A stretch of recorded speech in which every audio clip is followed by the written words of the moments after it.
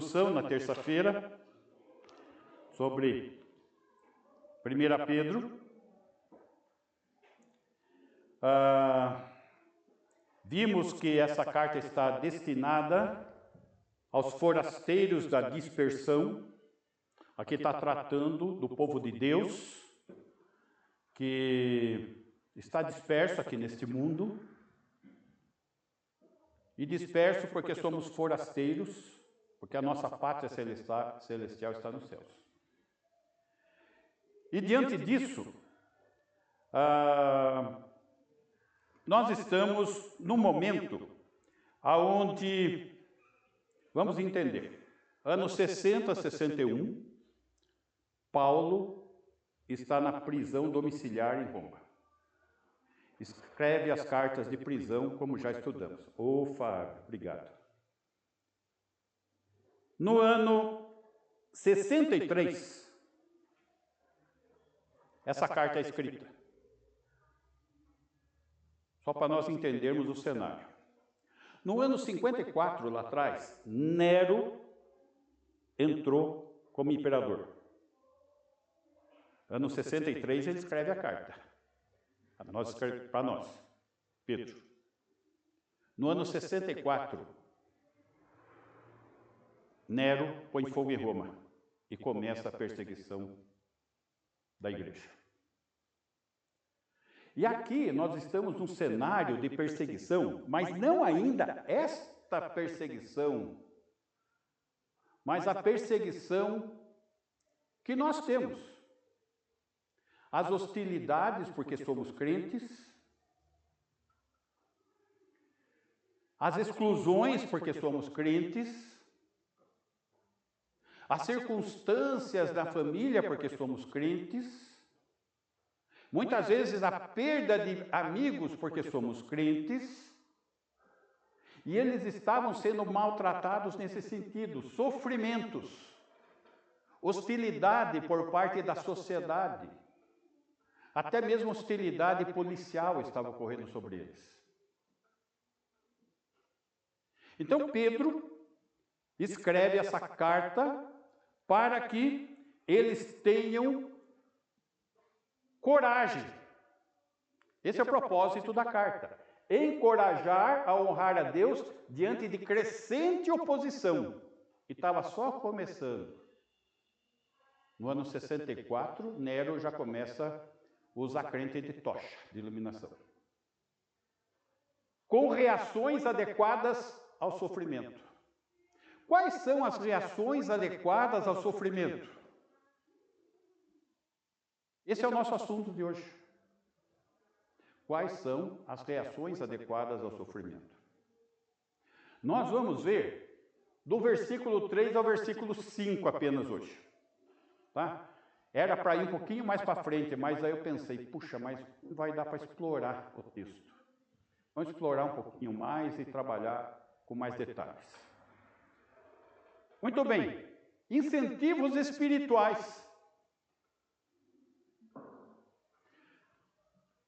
É necessário que nós estejamos espiritualmente incentivados. Ou seja, essa carta, ela tem um tom pastoral, com orientações, com exortações para o viver cristão face a uma sociedade mundana que jaz no maligno, dirigida pelo príncipe deste mundo, Satanás, o qual é o pai deles. Então isso é necessário para encorajar os crentes à firmeza face ao sofrimento que eles estavam passando. E isso tem que trazer uma direção para as nossas vidas face às dificuldades que estamos passando. O fato é que nós estamos numa posição privilegiada em Cristo. Somos salvos. Somos de Cristo. E essa posição privilegiada traz esses incentivos espirituais para que nós tenhamos uma reação adequada para louvor da glória do Senhor. Vamos ver isso. capítulo 1, versículo 3 de 1 Pedro.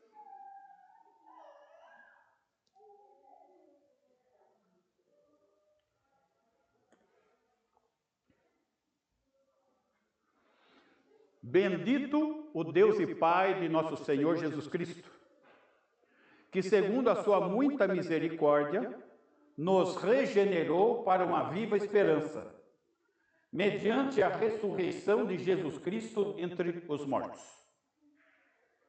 Bendito o Deus e Pai de nosso Senhor Jesus Cristo.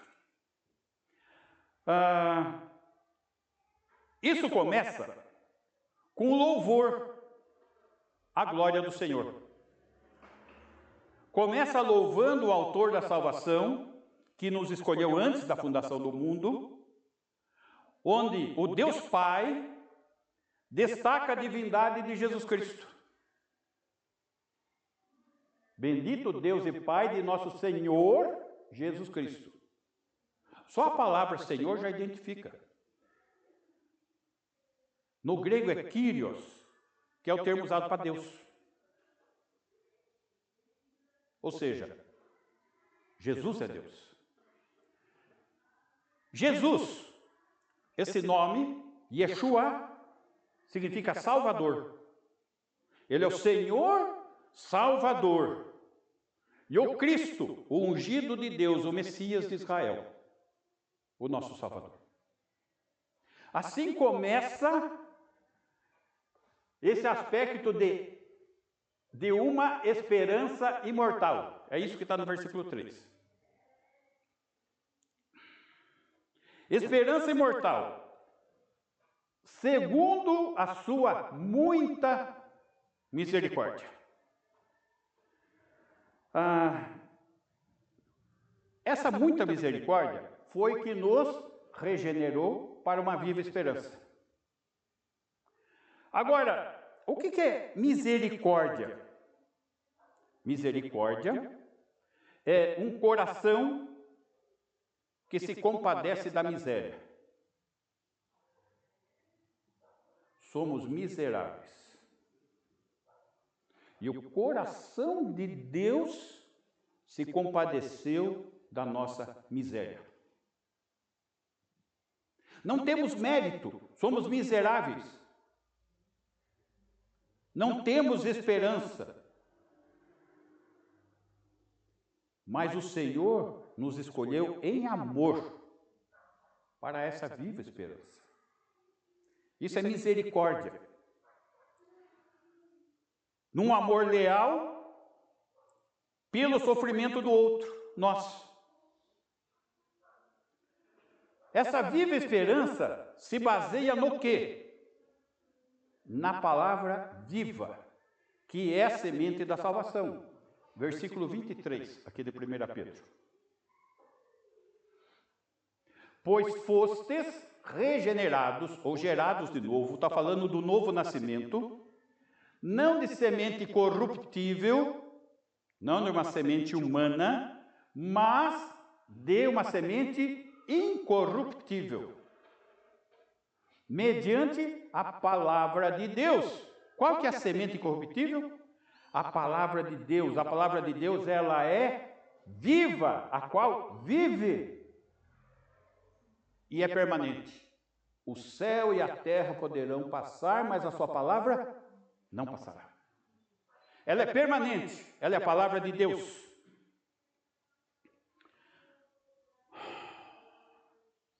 Então, isso tornou possível sermos salvos pela fé, e a fé vem pelo ouvir da palavra de Deus, pela obra do Senhor Jesus Cristo.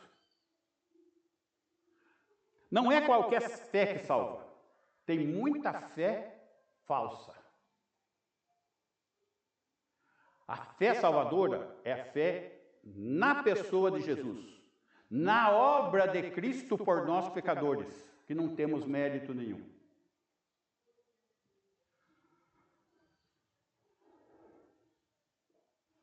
E isso foi, voltando lá no versículo 3, por favor, Claudio. 1:3. Mediante a ressurreição de Jesus Cristo dentre os mortos. Notem, a obra da cruz, ela tem dois efeitos importantes. O primeiro é o perdão judicial da nossa condenação. O salário do pecado é a morte, estávamos condenados. Só que ele nos perdoou. Através do quê?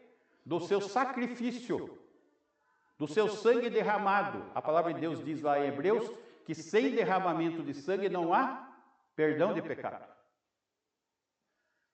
E aquele que crê é lavado pelo sangue de Jesus. Interessante que essa palavra perdão, que nós estamos nos referindo, é um perdão judicial. A palavra ali no grego é carizomai. Carizomai quer dizer, eu estava judicialmente condenado. Nos países que têm pena de morte,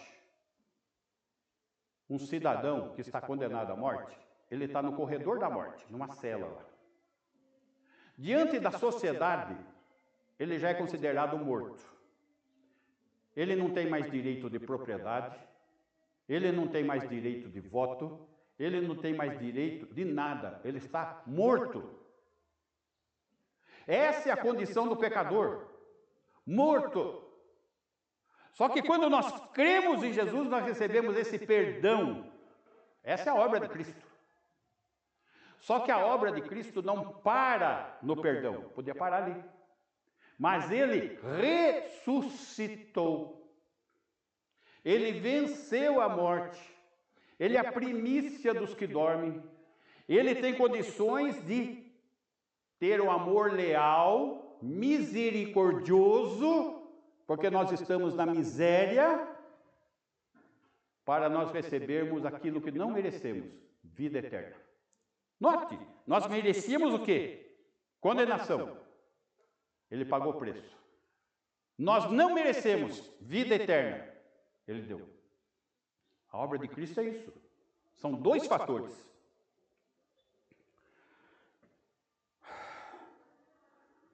Essa viva esperança, ela só cresce com o passar do tempo. Note, alguém se converte, nasce de novo, e é um bebê espiritual. Precisa de tempo para crescer. E essa viva esperança, ela cresce com o passar do tempo. E deve tornar-se cada vez maior. Aqui está o momento de check-up. Desde o momento da sua conversão até agora, existe crescimento? Ou existe esfriamento? A verdadeira fé, ela é crescente. Ela não para, ela não anda para trás, ela só anda para frente. Eu preciso ter mais fé hoje do que ontem. E amanhã mais do que hoje. Essa é a verdadeira fé. Essa é a fé salvadora. Essa é a fé que nós devemos carregar em nossos corações. É dessa fé que nós estamos falando, da viva esperança. Então, ao contrário da esperança das coisas deste mundo, porque as coisas deste mundo, o tempo destrói.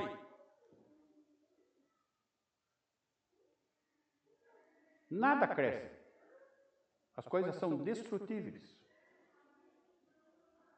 João, capítulo 17, versículo 9. 17, 9. Isso. É por eles que eu rogo. A oração sacerdotal de Jesus. Ele está orando. Não rogo pelo mundo, não é pelo mundo, mas por aqueles que me deste, porque são teus. Os escolhidos, os eleitos, aqueles que Deus Pai escolheu antes da fundação do mundo. É por eles que o Senhor está orando. Versículo 10. Ora, todas as minhas coisas são tuas. Eu estou falando com o Pai, a pessoa de Jesus. e as tuas coisas são minhas, porque eu e o Pai somos um, disse Jesus. E neles eu sou glorificado. Quem é glorificado? Em nós, em nossas vidas? O Senhor Jesus. Versículo 11. Já não estou no mundo, mas eles continuam no mundo. Estamos aqui ainda, gente. Ao passo que eu vou para junto de ti. Pai Santo, guarda-os em teu nome. Gente, olha que estímulo. Guarda-os em teu nome. Que me deste, são esses, aquele que o Pai escolheu. Para que eles sejam um, assim como nós. Nós somos o corpo de Cristo. Devemos ser um. Versículo 24. Pai, a minha vontade é que onde eu estou, estejam também comigo os que me deste. Onde está o Senhor? À destra do Pai. E a vontade dele é o quê? Que estejamos com ele.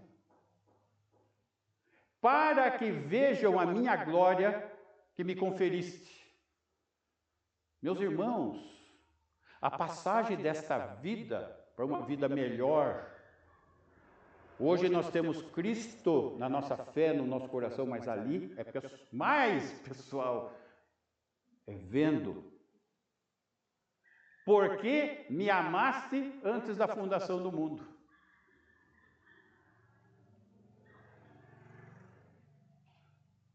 O plano de Deus para salvar o homem é antes da fundação do mundo.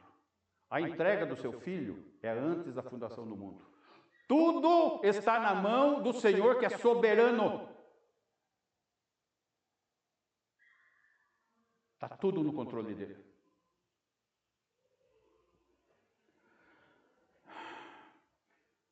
Voltando lá, 1 Pedro 1, 4. Então vimos os incentivos espirituais. O primeiro, a esperança imortal. Acabamos de ver isso. Segundo aspecto, versículo 4. O incentivo espiritual é de uma herança indestrutível. Uma herança indestrutível. Para uma herança incorruptível, sem mácula, imarcessível, reservada dos céus para vós outros.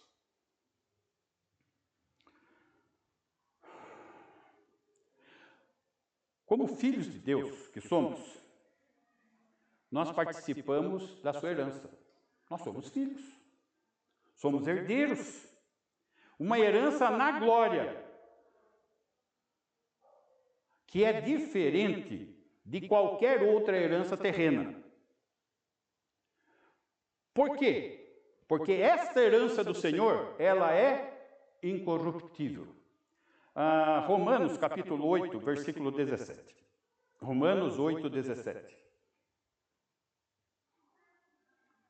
Ora, se somos filhos, somos também herdeiros. Herdeiros de Deus. Co-herdeiros com Cristo. Se com Ele sofremos, olha o tema aqui, sofrimento. Se com Ele sofremos, também com Ele seremos glorificados. Esse evangelho de prosperidade que está sendo pregado por aí é uma maldição. É uma heresia que fica prometendo todas as coisas aqui na terra, quando as promessas são celestiais. Versículo 18. Porque para mim tenho por certo que os sofrimentos do tempo presente não podem ser comparados com a glória a ser revelada em nós. O que nós temos de garantia no tempo presente, gente? Sofrimento. Sofrimento é uma certeza desta vida. Mas nós precisamos ter uma reação adequada com reações adequadas ao sofrimento. Esse é o propósito da carta.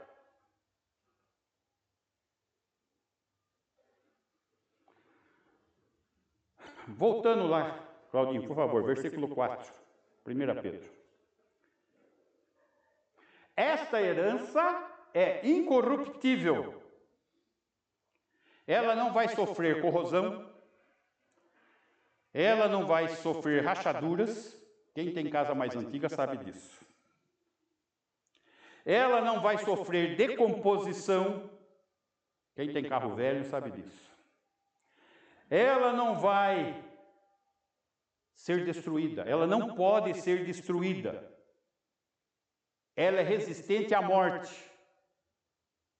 Ela é incorruptível. Ela também é sem mácula. É perfeita. Tem estado perfeito. Ela é pura. Essa herança jamais vai ser ofuscada. Essa herança não pode ser infamada. Essa herança não pode ser vulgarizada. O mundo vulgariza. Quando eu fiz faculdade, lá quando eu era mocinho, o meu professor, eu coloquei um versículo na prova. A hora que eu terminei a prova, eu pus um versículo. Ele deu o maior sermão na aula seguinte. Tem gente aqui, não se dirigiu a mim diretamente. Tem gente aqui que fala de vida eterna, que fala de salvação. Então, por que não pula a janela do prédio aqui? Já vai ser salvo já. Na sala de aula. Eu quietinho ali. Sinal que o versículo mexeu com ele. Né? É isso. Ela é sem mácula. Ela também é imarcessível. Ela não vai sofrer variações. Ela não vai perder o seu valor. Ela não vai perder a sua glória. Ela não vai perder a sua beleza, pois ela é resistente ao tempo. Ela é de Deus, ela é eterna. Ela também é reservada nos céus para vós outros. Em contraste com as heranças terrenas. As heranças terrenas são incertas. As heranças terrenas, seus valores podem cair abruptamente. É só ter um golpe de Estado aí, não sei. Perdeu, mané. Podem ser contestadas. Você pensa que é, mas não é. O negócio vai contestado. Você pensa que é seu, mas a lei pode tirar, desapropriar. A herança terrena não tem garantia nenhuma, gente. Não podemos pôr fé, dependência em herança terrena. Nós temos uma herança que é incorruptível, sem mácula e imarcessível, reservada para mim e para você no céu. E não tem como perder.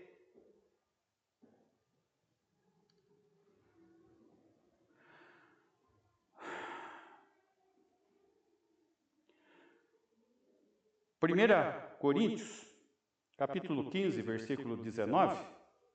1 Coríntios 15, 19. Se a nossa esperança em Cristo se limita apenas a esta vida, somos os mais infelizes de todos os homens.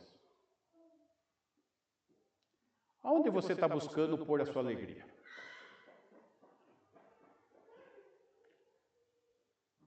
Muitas vezes, coisas materiais aqui te deixam triste. Me deixam triste também. Mas isso porque ainda continuamos pecadores, egoístas.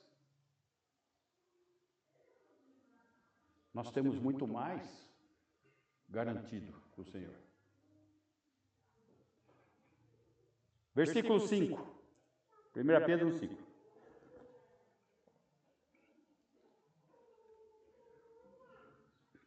Então, os incentivos espirituais de uma esperança imortal, de uma herança indestrutível e de uma proteção inviolável, que sois guardados pelo poder de Deus, mediante a fé, para a salvação preparada para revelar-se no último tempo.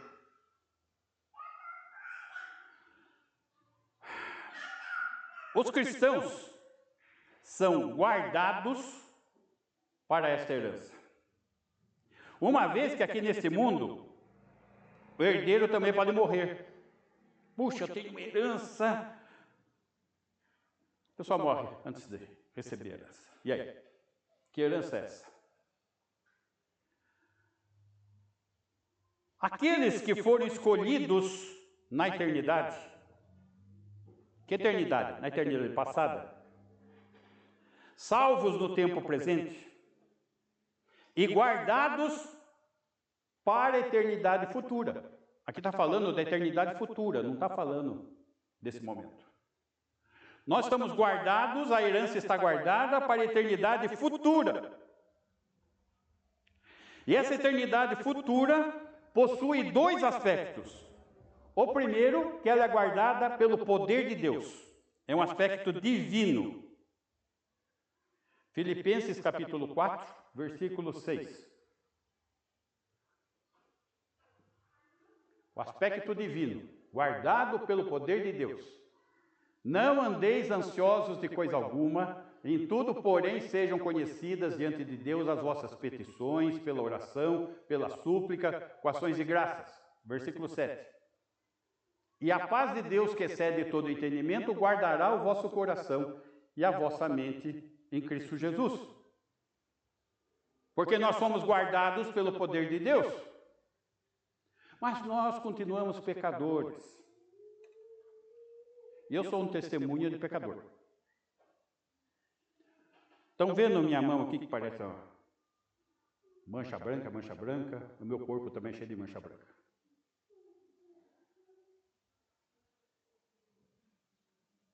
Ansiedade. Não orei, não entreguei diante do Senhor. Explodiu no meu corpo. Deu vitiligo. Depois que a situação ficou ruim mesmo, daí eu clamei e ele socorreu. Quer dizer, se eu tivesse clamado no começo, eu já não tinha. É que no começo a gente quer resolver. Ainda mais quando se torna as coisas daqui, desse mundo. Não, eu corro atrás, eu resolvo, eu trabalho, eu me dedico, eu vou atrás e ninguém é de ferro, estoura. Meus irmãos, é colocar diante do Senhor. Ele está nos guardando.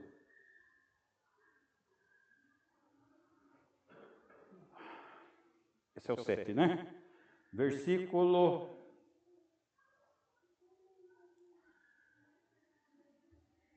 Esse é o Filipenses, né? Filipenses... Eu perdi a linha aqui, gente, calma. Isso. Voltando lá. Não precisa nem voltar lá. Pela fé, é o segundo aspecto. É um aspecto humano. Nós somos guardados pelo poder de Deus, pela fé. Pela fé é a nossa parte. É o aspecto humano. A fé vem pelo ouvir da palavra de Deus. Porque pela graça sois salvos.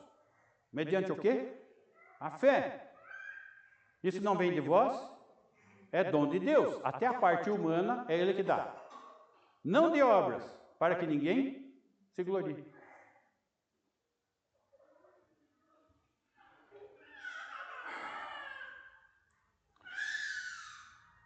A eternidade futura. Voltando lá, Claudinho, por favor. Versículo 5. Sois guardados pelo poder de Deus mediante a fé, para a salvação preparada para revelar-se no último tempo. Nós somos guardados para a salvação. Esse termo guardados é um termo militar. Significa defendidos, protegidos.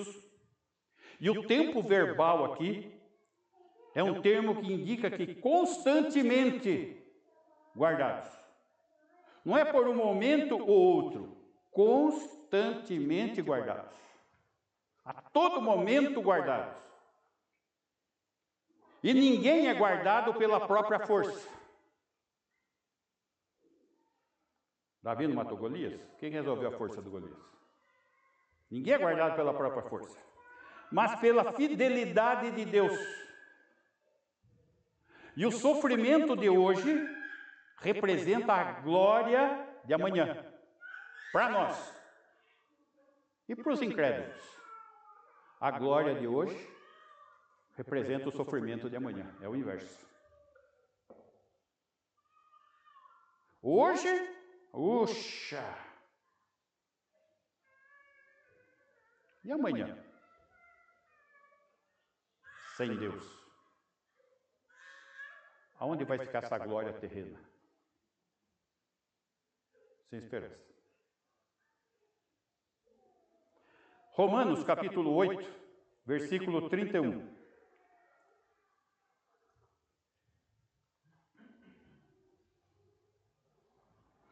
Que é o corinho que a gente estava tentando cantar, mas não conseguiu. Que ele tem umas nuances que não deu. Que diremos, pois, à vista dessas coisas? Se Deus é por nós, quem será contra nós? Se Ele está nos guardando, quem vai ser? 32. Aquele que não poupou o seu próprio filho, antes por nós o entregou, porventura não nos dará graciosamente com ele todas as coisas?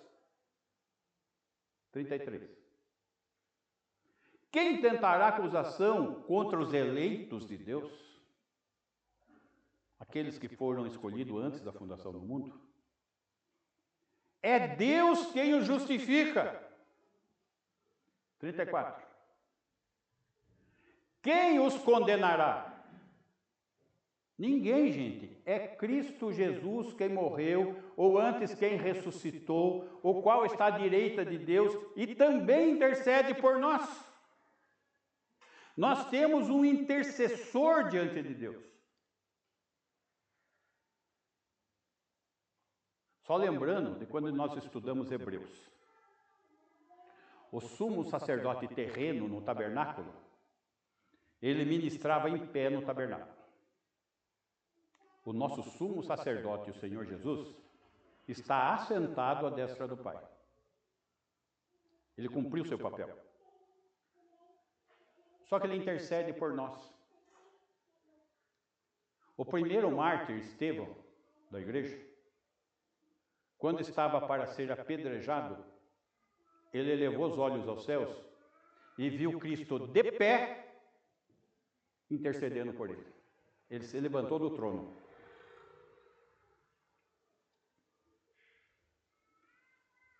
Versículo 35. Quem nos separará do amor de Cristo?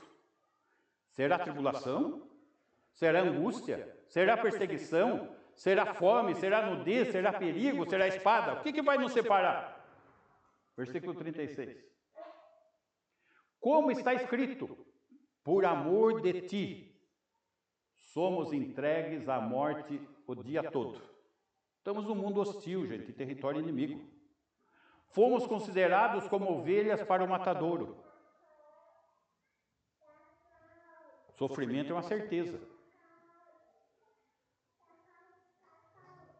Puxa, mas o pessoal fala aí que a igreja vai triunfar. Aonde você está vendo a igreja triunfando, gente?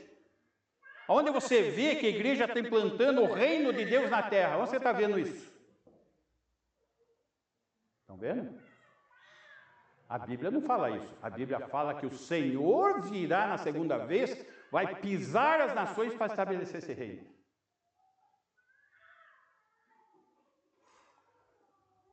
(37) Em todas essas coisas, porém, somos mais que vencedores por meio daquele que nos amou. Já vencemos, já temos a vitória, já temos a herança guardada.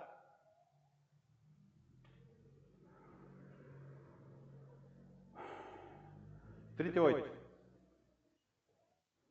Porque estou bem certo de que nem morte, nem vida, nem anjos, nem principados, nem coisas do presente, nem do porvir, nem os poderes, 39. Nem a altura, nem a profundidade, nem qualquer outra criatura poderá nos separar-nos do amor de Deus que está em Cristo Jesus, nosso Senhor. Você crê nisso? Isso. Mas e os incrédulos? Como que fica isso? Aqui está falando dos crentes. 2 Tessalonicenses, capítulo 1, versículo 8. 2 Tessalonicenses, capítulo 1, versículo 8. Em chama de fogo, tomando vingança contra os que não conhecem a Deus e contra os que não obedecem ao Evangelho de nosso Senhor Jesus Cristo. 9. Estes sofrerão penalidade de eterna destruição, banidos da face do Senhor e da glória do seu poder. Essa é a realidade dos incrédulos.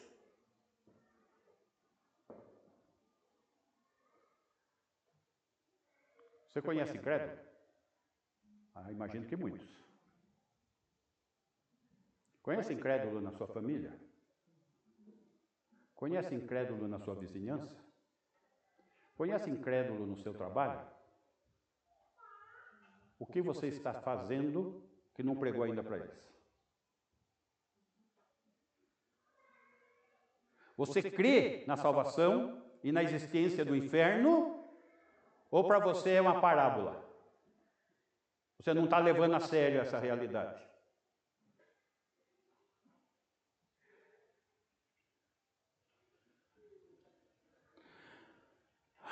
Segunda Coríntios, capítulo 4, versículo 8.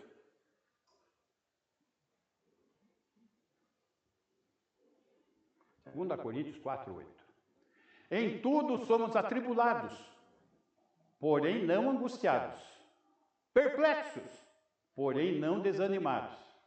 Veja só, essa adequada atitude diante dos sofrimentos, tá? Versículo 9.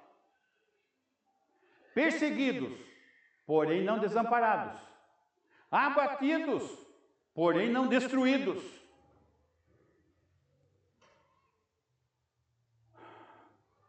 Desce. Levando sempre no corpo o morrer de Jesus. Quando fomos batizados, nós não morremos com Cristo para esse mundo?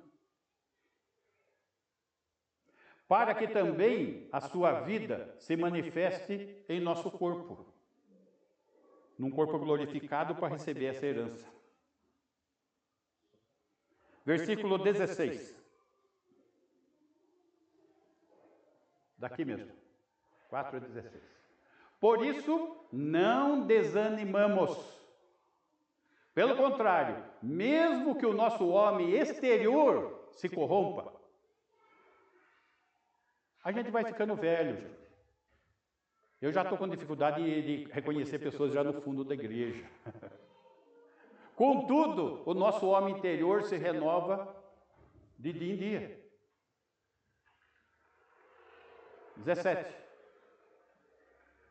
Porque a nossa leve e momentânea tribulação produz para nós eterno peso de glória acima de toda comparação. Está difícil. Gente, é momentâneo, é leve. Calma. A nossa vida é como a flor da erva, nasce a erva, cai a flor e já era. Mas o Senhor está aguardando. O Senhor está conosco. E o que tem para nós depois é muito maior e melhor do que aqui. Versículo 18. Não atentando nós às coisas que se veem, mas nas que se não veem, nas coisas celestiais, na pátria celestial, nas coisas de Deus, porque as que se veem são temporais, acaba, e as que se não veem são eternas.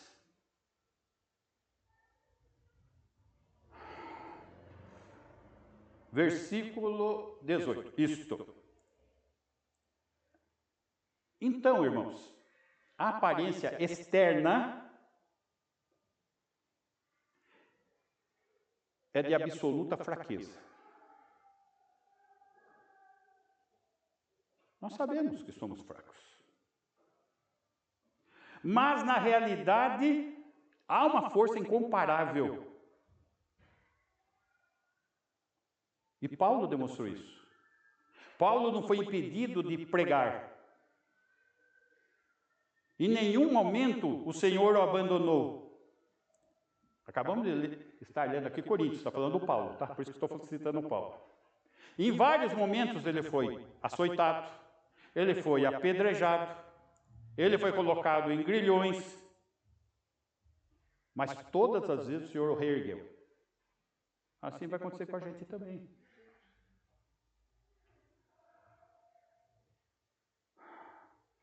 Este é o caminho das pegadas de Jesus.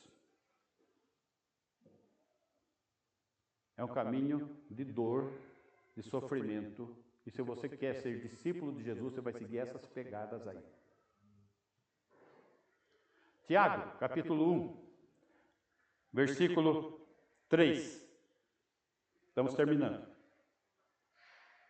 Sabendo que a provação da vossa fé, então vai ter prova. Não pensa não. Uma vez confirmada, que você tem que vencer essa prova, produz perseverança. 4. Ora, a perseverança deve ter ação completa em nossas vidas, para que sejais perfeitos e íntegros e nada deficientes, ou crescer na fé, ser maduros. Não mais bebês, mas maduros. Versículo 5. Se, porém, algum de vós necessita de sabedoria, peça a Deus. De que sabedoria está falando esse texto? Diante das provas, meus irmãos.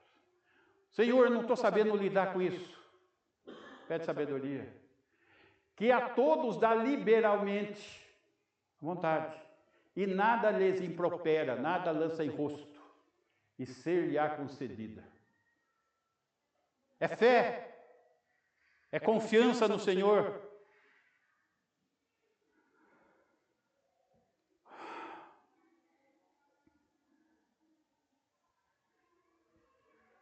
Nós começamos o 3, né? Versículo 2.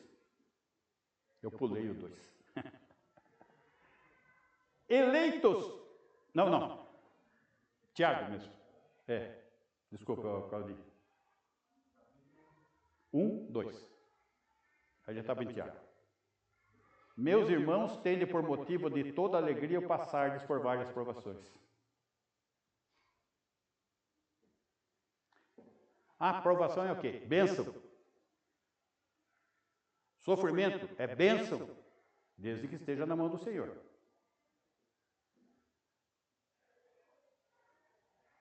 Aonde está a alegria? Se eu estou seguindo os passos de Jesus, ele sofreu. Se eu estou sofrendo o que ele sofreu, eu estou no caminho certo. Estou seguindo as pecadas que eu devo seguir. Então, devo estar contente por isso.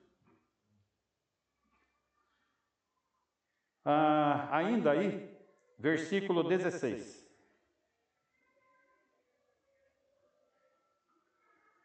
Não vos enganeis, meus amados irmãos. Não se engane, não. Não se engane. Versículo 22. Tornai-vos, pois, praticantes da palavra, e não somente ouvintes, enganando-vos a vós mesmos.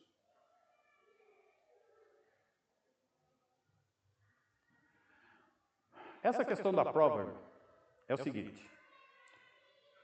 Aqui no Brasil tem garimpo. No garimpo, imagina, O garimpeiro vai, acha uma amostra de ouro, pega, leva para provar, para testar a amostra de ouro dele. Quanto vale aquela amostra de ouro? Quase nada. A amostra dele é aprovada, reconhecida, a mina dele é milionária. Ele chegou lá com um pedacinho de pedra que nada valia. E sai de lá valiosa. Assim somos nós. Nós devemos ser depurados na nossa fé, para ter uma fé valorosa.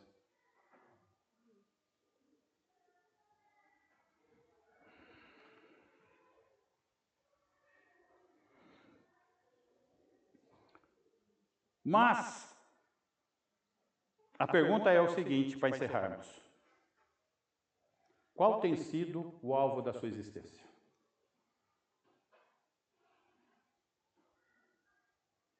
Por que você tem existido? O que você tem vivido? Não se engane. Existem incentivos espirituais para que tenhamos reações adequadas ao sofrimento.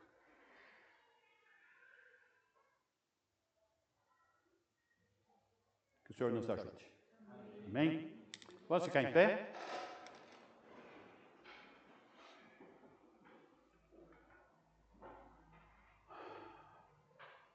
Vamos orar. Senhor, agradecemos este tempo diante da Tua Palavra, que nos confronta, nos exorta, nos dirige, nos dá esperança e deve causar dependência em nós diante de Ti. Que possamos confiar plenamente em Teu ensino, plenamente na herança que o Senhor nos dá, no sustento que o Senhor nos dá cada dia. E que possamos, na força do Senhor, ter um viver que glorifique o Teu nome. Assim nós oramos no nome de Jesus.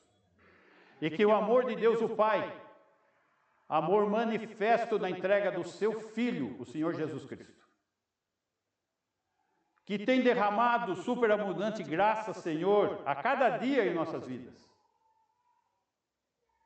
e tem se feito presente em nós, na pessoa de Deus Espírito Santo, que irá nos conduzir, Senhor, até a Tua presença. E enquanto aqui somos consolados, e ensinados e guardados por Ti. Que assim seja com a Tua igreja, hoje e sempre. Amém. Ok, irmãos?